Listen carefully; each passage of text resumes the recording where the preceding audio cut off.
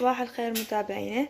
اليوم ان شاء الله راح نسوي وياكم طريقة عمل برياني الدجاج. اللي عندي هنا صدر دجاج مقطع، 3 حبات جزر، بصلة مقطعة، وهنا عندنا بوتيتا مقطعة، واني راح اخلي عليه بزالية. طبعا البزالية اللي استخدمها اللي هي هذه موجودة بالسوبر ماركت. البهارات اللي راح استخدمها عندي كمون ودارسين وهيل وفلفل اسود وكركم. يلا بسم الله الرحمن الرحيم ونبدأ وياكم طريقة العمل.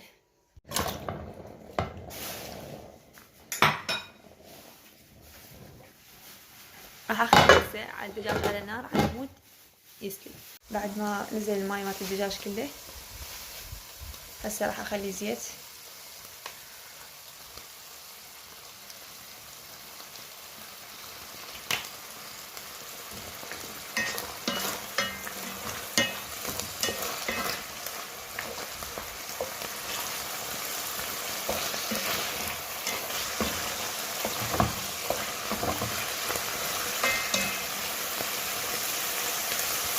راح اضيف البصل،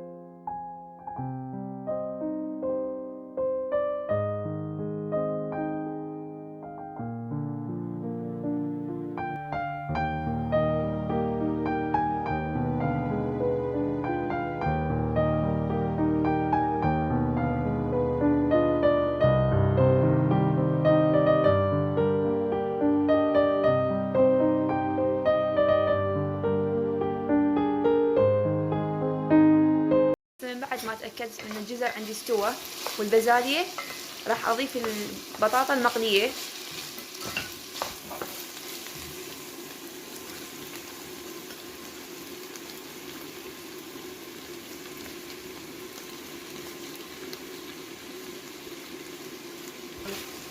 ابدي اقلب بيه.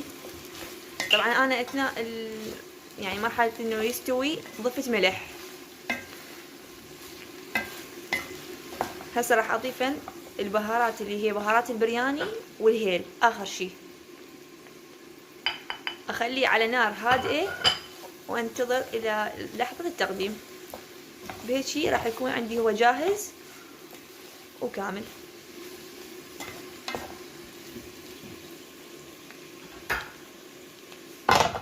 هاي هنا التمن جاي يتهدر عندي. اراويكم ان شاء الله هسه الطريقة النهائية.